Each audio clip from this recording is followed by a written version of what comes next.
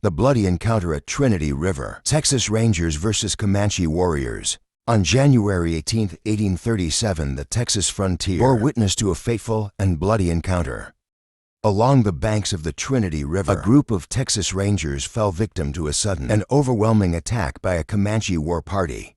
This violent confrontation, marked by bravery, desperation, and tragedy, was emblematic of the deep tensions that shaped the American frontier in the early 19th century. It was a clash of cultures, values, and survival instincts that resonated far beyond the immediate aftermath, leaving scars on both sides and cementing its place in the turbulent history of Texas. Central to this tale was Abram Anglin, an 18-year-old survivor of previous Comanche violence who once again found himself on the brink of death.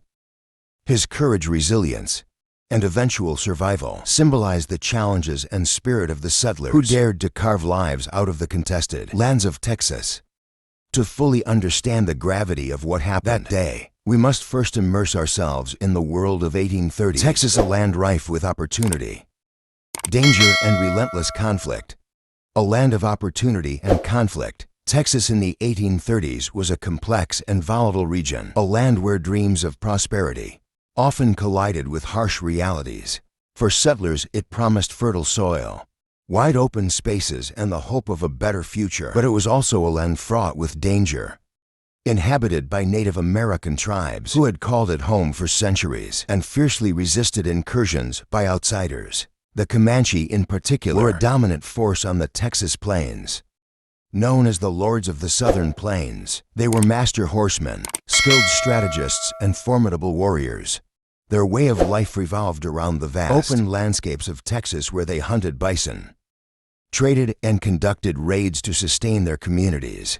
The arrival of settlers disrupted this balance as more and more land was taken, game depleted, and sacred spaces desecrated. For the Comanche, the encroachment was not just a threat to their livelihood, but a direct assault on their identity and existence.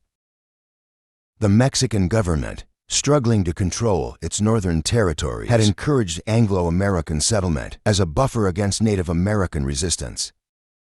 However, this strategy backfired, as settlers quickly outnumbered Mexican inhabitants and began asserting their independence.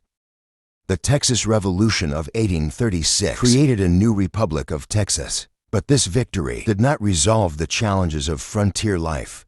Instead, it intensified conflicts with native tribes who refused to accept Texan claims to their ancestral lands. Amid this chaos, the Texas Rangers emerged as a crucial, though controversial, force.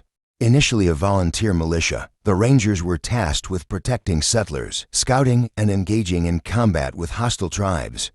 While they were celebrated as heroes by many settlers, their actions often escalated tensions, leading to cycles of violence that defined the era.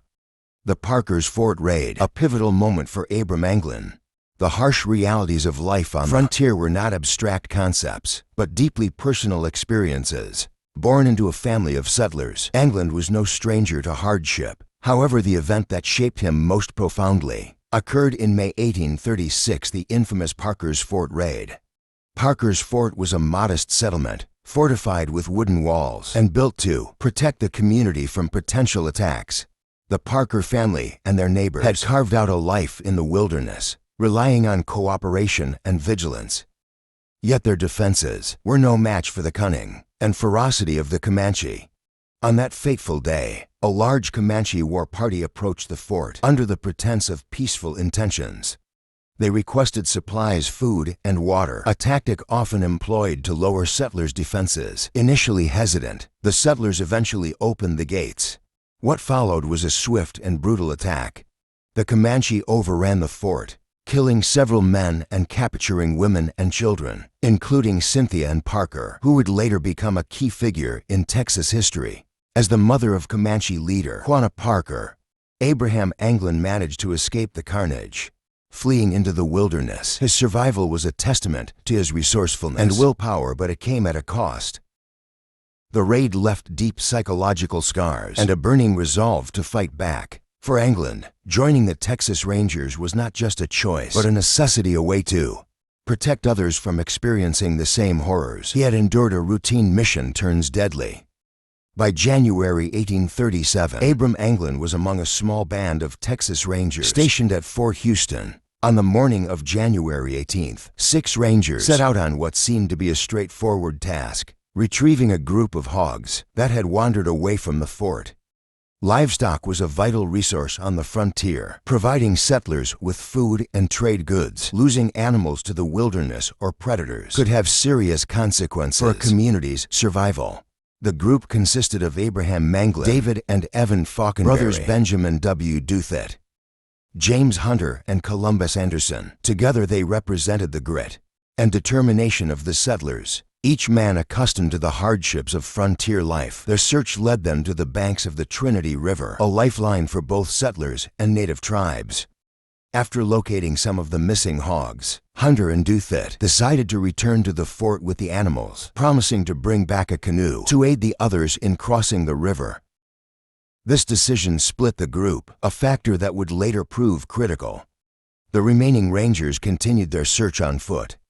As they ventured deeper into the wilderness, they encountered signs of Native American presence. Moccasin tracks imprinted in the soft soil to seasoned frontiersmen. Such tracks were a clear warning of potential danger.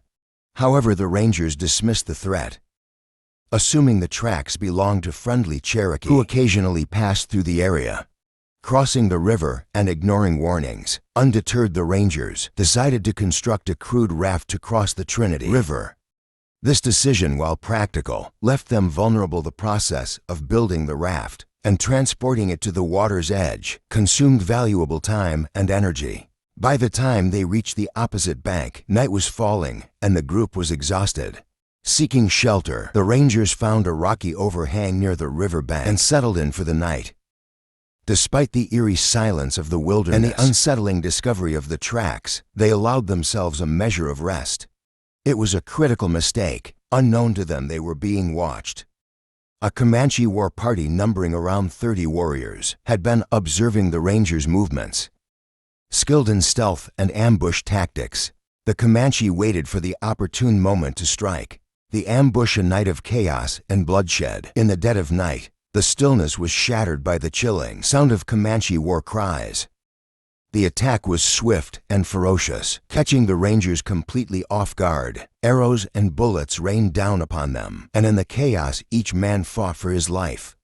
David Faulconberry was one of the first to fall, struck by gunfire. Columbus Anderson, though mortally wounded, with injuries to his neck and chest, managed to cry out a warning to his comrades, urging them to flee. His bravery in the face of death gave the others a chance to escape.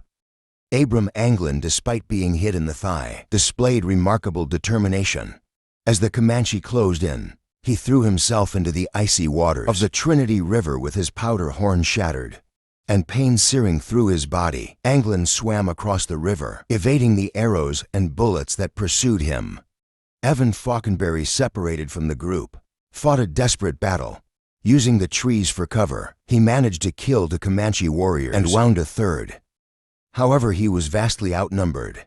Realizing that capture was inevitable, Faulconberry reportedly chose to swim into the river, where he drowned rather than face the humiliation and suffering of captivity. The aftermath, loss and resilience. The survivors of the ambush, including the wounded Anglin, made their way back to Fort Houston. Their harrowing tale prompted immediate action.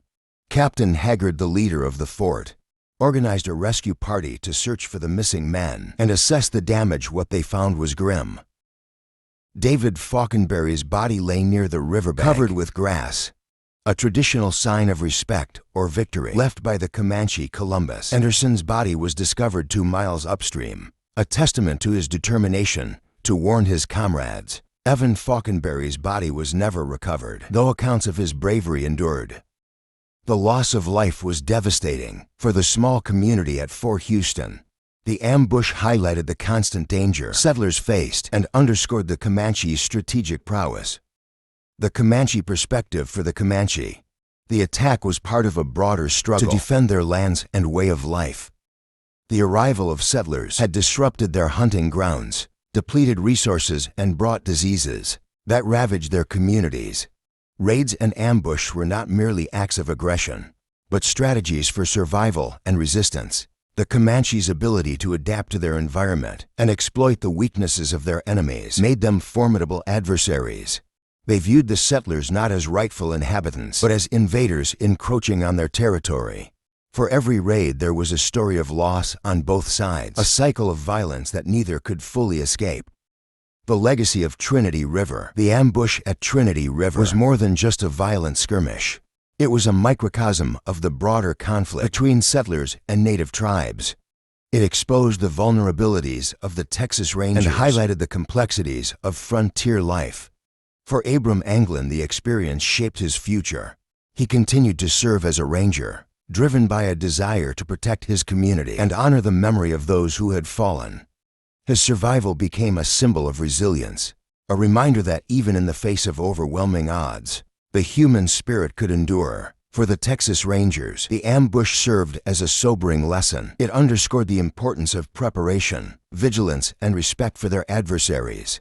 Over time, the Rangers evolved into a more organized and professional force, though their actions continued to be a source of controversy. Remembered as part of the complex and often painful history of Texas, they serve as a reminder of the sacrifices made by settlers and the resilience of native tribes. They also highlight the need for understanding and reconciliation as we continue to grapple with the legacies of colonization and expansion. By examining stories like this, we gain a deeper appreciation for the people who lived through these tumultuous times. Their struggles, triumphs, and losses remind us of the complexities of history and the enduring human spirit.